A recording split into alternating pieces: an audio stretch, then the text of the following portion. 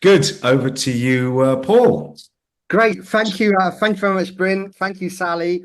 Lovely to see you all again. I'm just looking at your lovely videos. Very lots of very familiar faces there. I think many of you, probably almost all of you, actually have done my negotiation session, which I love doing. HBL is one of my. Don't just say this. It's probably my favourite program at Oxford. So it's great to spend 25 minutes with you today just telling you a little bit about something slightly different today. So rather than focusing on negotiation, I'm going to talk a little bit about influence and persuasion. Now, I know Bryn does a brilliant session on HBL on persuasion and influence, but I'm just going to kind of reinforce a few of the things that Bryn talks about and perhaps add a few extra dimensions as well. And as always, obviously, you've all seen me in person.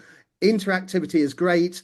I'm happy to be interrupted. Any insights, any reflections is great. And we'll try and make this sort of short session as interactive as possible. So what am I going to do? Well, what I want to do is focus on how great influencers drive change. How can you take what could be unorthodox, slightly threatening ideas, and how can you ensure that they become mainstream? And I'm going to do this by looking at a number of tools, but I'm also going to look at a number of practitioners. And I'm actually going to look at four change makers, people you'll all be familiar with, two men, two women, two still alive, two have passed away. And I'm going to introduce some tools, and then I'm going to talk about how these great change makers use these tools. And then I'm going to focus in on how we can take their world of climate change, of civil rights, of creating peace in an African country, of developing new technologies, and bring that into your world as well. But what I want to start with is kind of really throw a question up over to you. And Oksana, if you wouldn't mind introducing the poll. This is my only poll. And my question is, how successful are you at influencing decisions and strategic change within your organizations? How successful are you at influencing decisions and strategic change? I'm going to follow up with another question. So we'll do a bit of multitasking here. And I'm also going to ask you, what do you think are the key obstacles to change within your organization? And maybe you could put in the chat or take your microphone off. What are the typical obstacles? I'm going to start with one, and I'm going to use a statement. So think about it in terms of statements. And this is an obstacle we come across a lot. I like things just the way they are. People are naturally inclined to stick to familiar routines. If it ain't not broken, why do we need to fix it? So have a little think about that. Brilliant, Amanda. Thank you very much for that. I will ask Oksana to share the poll in a minute, which shows I think, why don't you go ahead and show the poll now, Oksana, which shows there's definitely scope for improvement.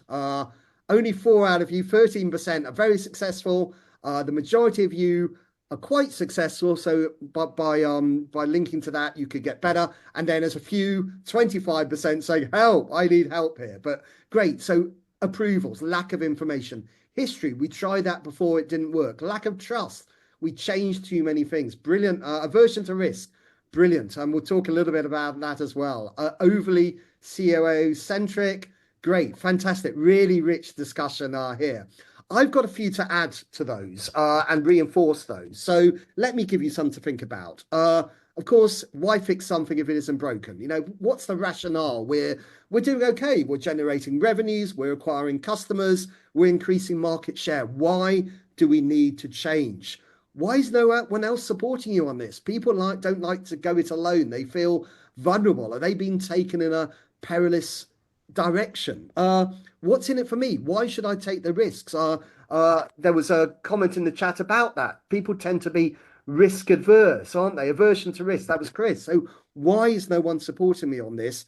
And what's in it for me? And I just don't understand. I don't understand what the goal or vision is here. A lack of kind of clear communication. If the purpose of the goals of the change are not clearly communicated, people may feel uncertain or even fearful about what's coming.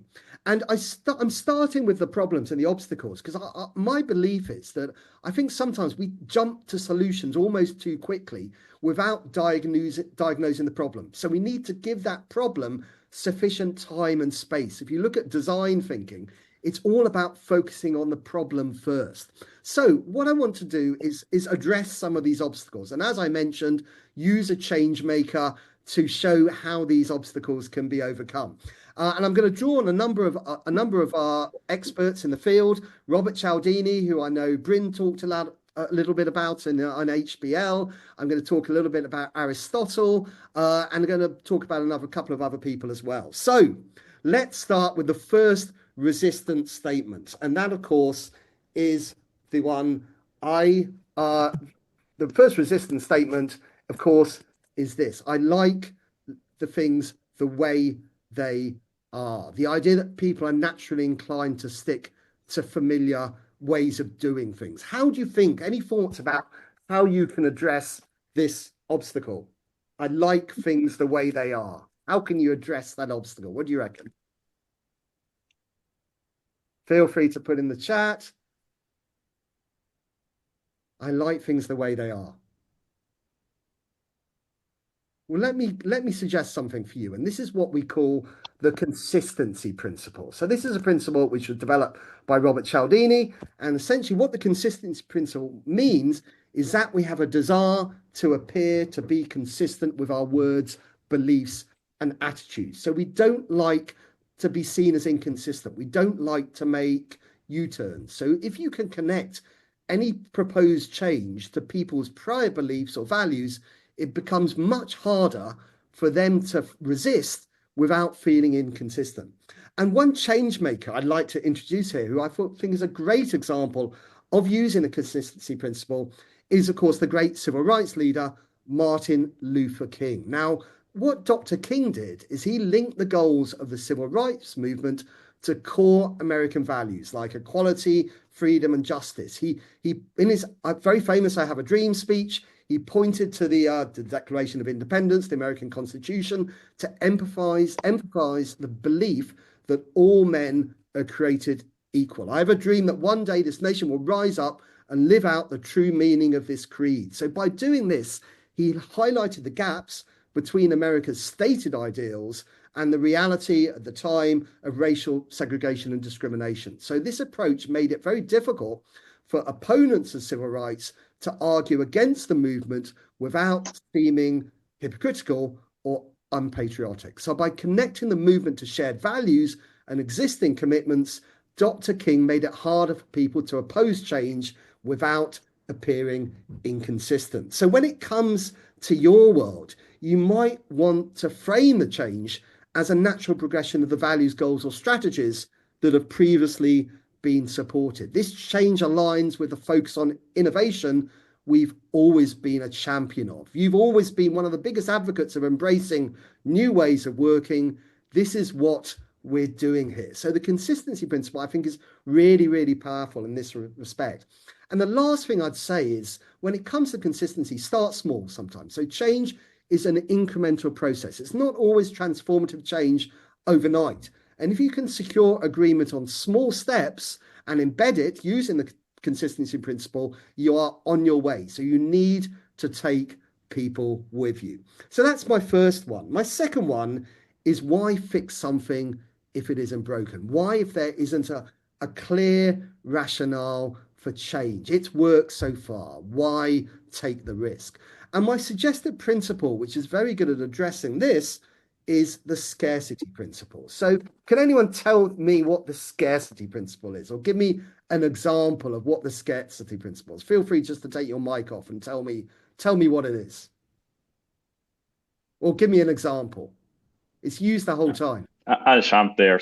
Hi, Paul, Gabriel here. Hi, Gabriel, please. Good. I think it's all about the fear of missing out. Hey, if you don't do it now, you're going to miss on that. So careful there. Time to act now. If not, it's going to be painful. Brilliant. Perfect. I can give you a great example of that. If you've ever been on booking.com or Expedia, you go to a hotel room. What does it tell you?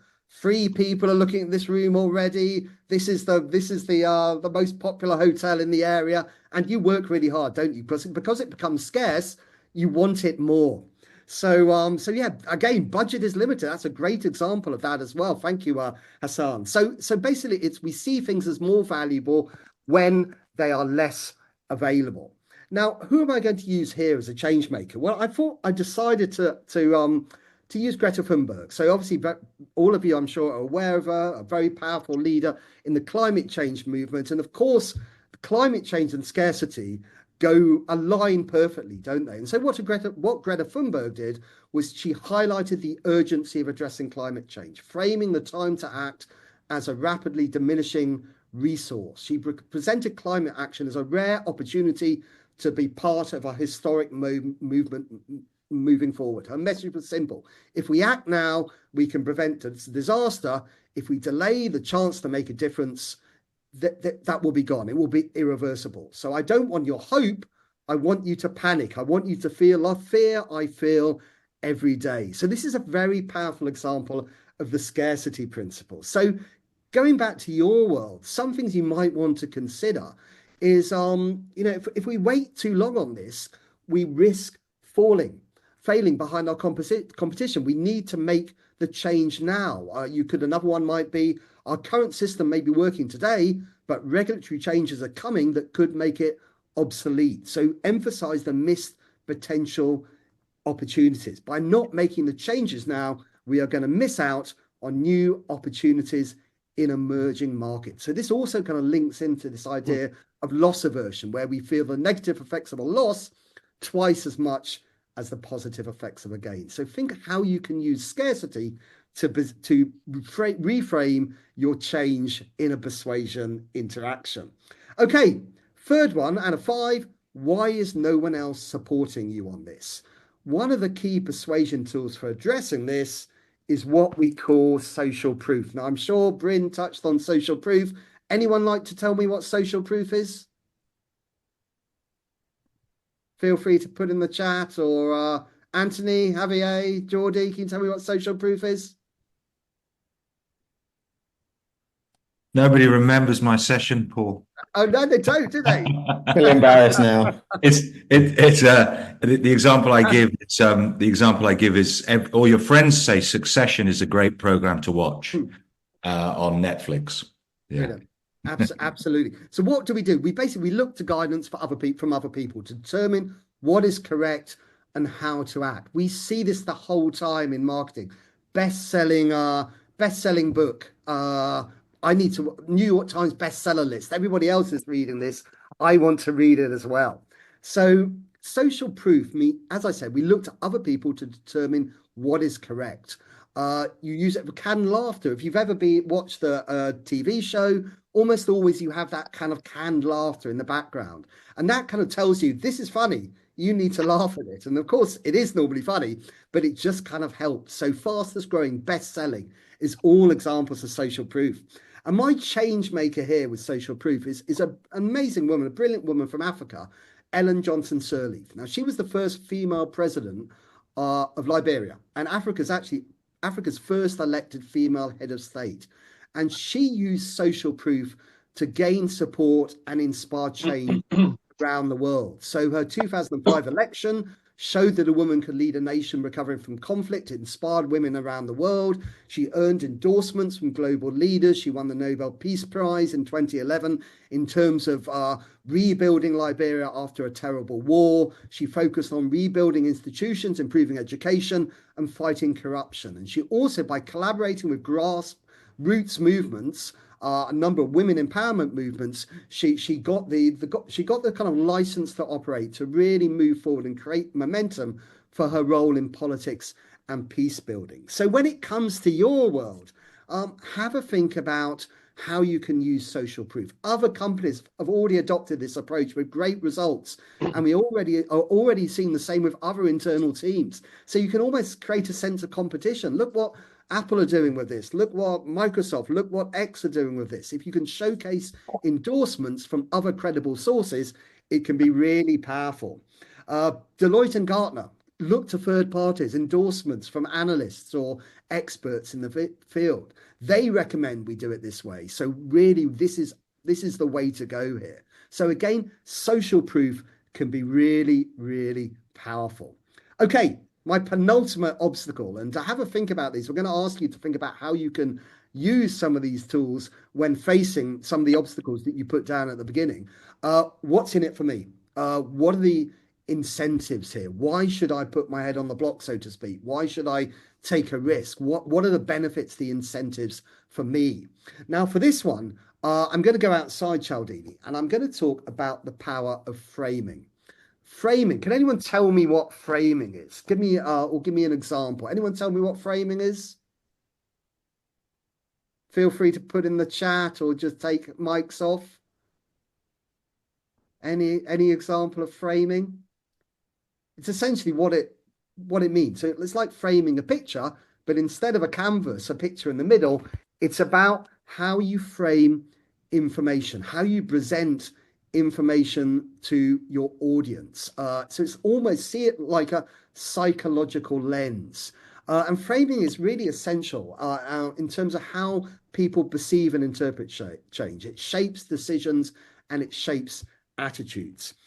So when it comes to framing, I thought a great change maker, a great example of someone who was incredibly successful in reframing debates and reframing technologies was, of course, the late Steve Jobs of Apple. Now, all of you are way too young, but if you cast your memories back, I can certainly remember it. Bryn probably can as well. Technology in the 70s was very different to what it is now. It was the domain of governments, universities, large corporations, huge big mainframe computers, and that concept of a personal computer that an individual could actually own, use at home, and use as part of their everyday life was virtually non-existent. So enter Steve Jobs. Now, Steve Jobs had a unique ability to see what others couldn't and relentlessly pursued excellence. So from the old Macintosh to the iPod to the iPhone to the iWatch to the iPad, he disrupted industries and reshaped the way that we relate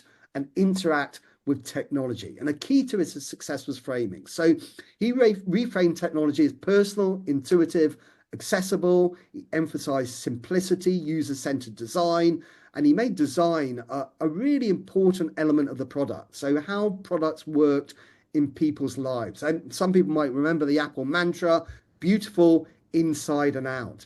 And Jobs also reframed Apple as the underdog. He wouldn't really feel as Apple as the underdog now, being, I think, the biggest company in the world in terms of market cap. But at the time, he presented Apple as the underdog, fighting the big corporate giants, the Microsofts and the Googles, championing creativity and individuality and inspiring customers. So they weren't just customers, it became a movement, and it motivated people and particularly employees to challenge the status quo.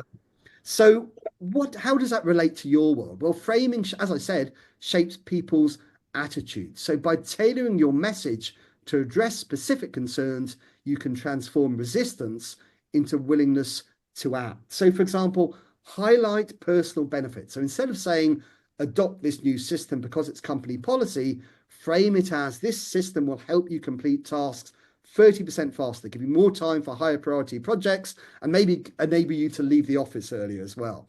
Frame the changes aligning with your identity and values. So it could be linking to family, to community, to innovation or sustainability. This initiative supports our commitment to sustainability and leaves a better world for the next generation. Show collective impact as well. The fact that it can benefit a larger group or a team. By embracing this shift, you will play a key role in helping our team exceed its goals and achieve recognition. And finally, make it a shared goal moving forward. This idea that we're all in this together, by embracing this new approach, will achieve something really extraordinary as a team. And in any interaction, the more you can reframe a change process as working together, we're all in this together, united behind a single vision, the more powerful it tends to be. And my final obstacle is I just don't understand what the vision is here. And this is where I'm going to move away from Cialdini, away from framing, and talk about Aristotle and the KISS principle. Now, does anyone know what the KISS principle stands for? There's a polite version and a slightly ruder version, the KISS principle. Anyone know what it is? Feel free to put in the chat or just take your mic Yeah, off. Daniel here, Sydney. Keep it simple, stupid. Brilliant. That's the rude one. Brilliant. Thank you very much, Daniel, for Sydney. Very wet in Sydney, I've heard the last few days. But yeah, absolutely. Keep it simple, stupid, or keep it short and simple. So what I'd encourage you to do is we get so trained to deliver huge amounts of information. We grew up at school, present as much as you can, 100-slide PowerPoints. But when it comes to change, clear, simple messaging, and just think about what is the one thing you'd like your audience to remember 1 week from now. So a clear, compelling, simple vision helps people see where they're heading and why it matters. It reduces that ambiguity and resistance. And I'm going to stick with Steve Jobs in this because Steve Jobs was brilliant in terms of simplicity. Do you remember the iPod? 1,000 songs in your pocket. Very, very simple statement, but immediately communicated the product's value and how you can use it. You might remember the MacBook Air. Well, you obviously remember the MacBook Air. I've actually got one. That's all about thinness, narrowness. When he went on to stage at one of his big Apple events, he pulled the MacBook Air out of an envelope. The iPhone as a device that combines, he positioned it as combining 3 functions: an iPod, a phone, and an internet communicator. That's how he launched it. So instead of listing specs, demonstrating the iPhone's capabilities, he framed the iPhone as a life-changing rather than just an innovative new product. So when it comes to your challenge, it's so important to craft a compelling vision statement. Our vision is, and break it into relatable outcomes. What this means for you is, so what is this going to do for you, to your life? And a clear rationale. We're doing this because. And then try and share concrete examples or stories that illustrates this. That's the future we're building together. Be able to explain your story in a very simple to understand fashion is incredibly important when you're trying to get widespread adoption and stakeholder engagement as a result. So those essentially are my tools I've introduced to you today, all based on a particular change maker, and also trying to apply it to your day-to-day challenge. So what I'd like you to do now is go into groups just for 10 minutes. Firstly, introduce yourself, because you might not necessarily be in a group with people from your cohort. And then I'd like you to ask yourself, can you think of a time when you have faced, or you might be currently facing, certain barriers to change? It could be anything: a restructuring of the team, persuading your team to come back into the office. It could be anything. And think how you could apply one or more of these tools to improve your chances of success. And it doesn't have to be one of the obstacles I've highlighted. It could be another obstacle that was highlighted at the beginning. But just think how you can use some of these principles to increase your chances of success. I'll put these questions in the chat as well, so you can cut and paste if you like. And it would be great to get your feedback and just hear a little bit about how you could use them. Great. Well, welcome back. So we've essentially got 10 minutes now. And what would be great is to hear a little bit from you in terms of some of the challenges you're faced, how you're addressing them, whether these tools can be applicable. Very happy to take questions as well. Are you okay if we continue to record this? We obviously haven't recorded the breakouts, but I think it would be useful to sort of share experiences. If you have any issues with that, let me know. But over to you guys. So I think we'll have to use the chat as well, because we won't be able to hear from everybody. But who would like to tell me? Brilliant, Amanda, our first volunteer. Tell me a bit about what you talked about in your group. Thank you, Paul. I really love the session. So thank you. we were just talking in our group, and I was giving the example. I work in a university, and like many universities in Europe and the UK and the US and Australia, we're really constrained in terms of funding. We've gone through 2 or 3 rounds of changes since COVID, really difficult.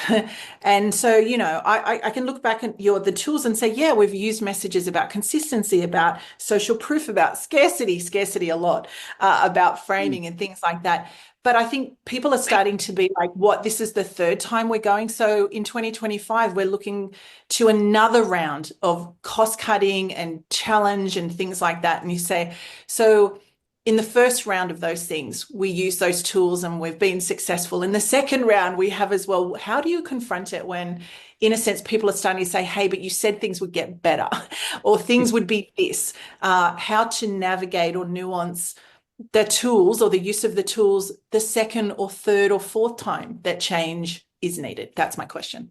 Yeah, no, that's a very good point, and I can appreciate your challenges, and you're going through again and again, putting forward the same arguments, and the goalposts keep changing. I mean, so the people presumably responsible for funding, are they the politicians? Are they the kind of education boards? I mean, one thing with politicians, of course, is, I mean, it's easier said than done, but it is to kind of look at who their stakeholders are. Obviously, the people who vote for them.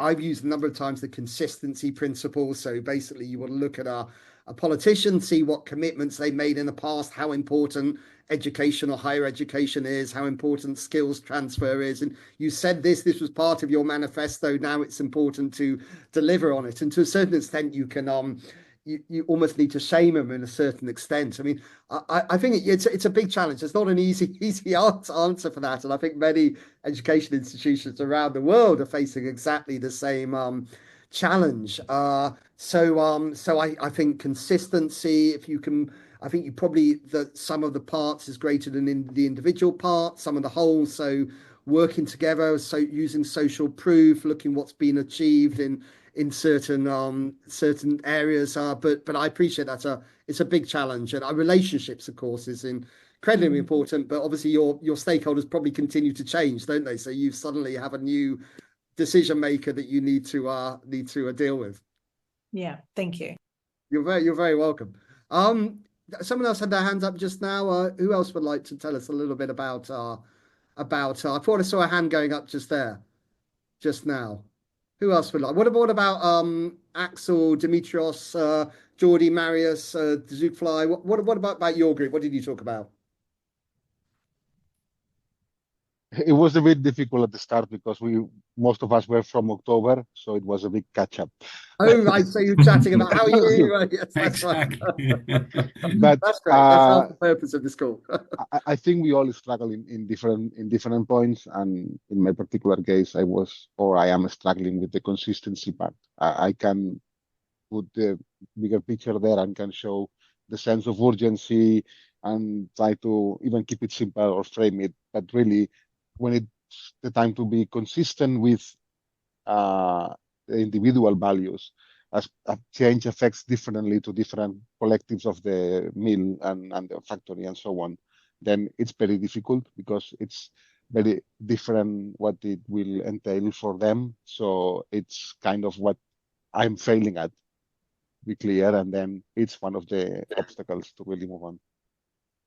Yeah, so it's creating that sense of urgency, isn't it? And that's a really big challenge. I know you're leading quite a significant cultural transformation efforts, aren't you? I've just had a look at you, reminding me of what you do working for the mills in South Wales. And I mean, are there any other kind of leading this cultural transformation? Are you facing obstacles as well in terms of some of the changes you're making? Oh yes, it's a place with not a lot of turnover of people. People have been here sometimes 40 years and they haven't seen anything else. Yeah.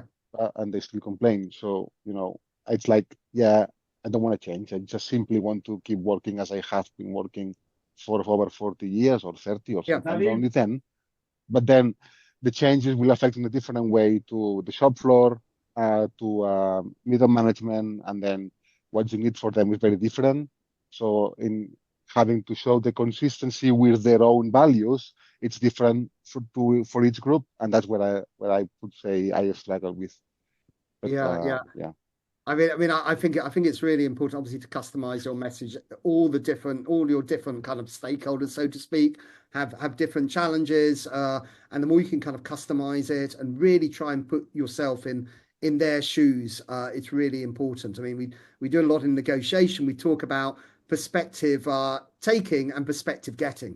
Perspective taking is trying to imagine what their world's like, which is not very easy because we tend to be quite egocentric as people. But perspective getting is the really hard transactional work of questioning and listening. And I didn't really talk about listening, but listening is so powerful. when it comes to change, because we don't tend to be very good at listening. So it can really be transformative if you properly listen to people, and you can get a huge amount of information that way. But thank you very much for sharing your thoughts, Geordie. We've got 2 or 3 minutes left. Anyone else like to reflect on how they could potentially deal with some of these? I'm going to add a little bit to your point, Paul, about how important listening is. I think one of the things to remember is that in so many change efforts, that the senior team in an organization actually don't realize it, but actually they are actively resisting listening because they don't want to hear the messages of resistance from the workforce. And what I would say to anybody who's coaching that situation is, it is better it may be hard to hear the resistance, and it may be difficult to think about how you're going to manage that resistance. But actually, if you're not listening, you're just pretending it's not there. It's better to uncover what is there and actually have to deal with it than it is to pretend that it isn't there and sort of hope it's going to go away. Yeah. Yeah, absolutely. You've got to tackle these things head on, haven't you? That however difficult the conversation might be, there's a tendency for politicians to kind of kick the can down the road, so to speak, and that really doesn't help anyone. We have that issue in this country with things like social care, which need enormous reform, but no one's really prepared to do it. But great, thank you very much for that, Bryn. Any other sort of final reflections from anyone, and then I'll hand back to the team.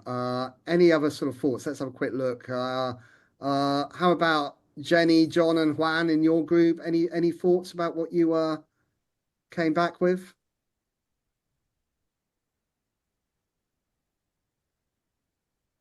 Silence. Or anyone else?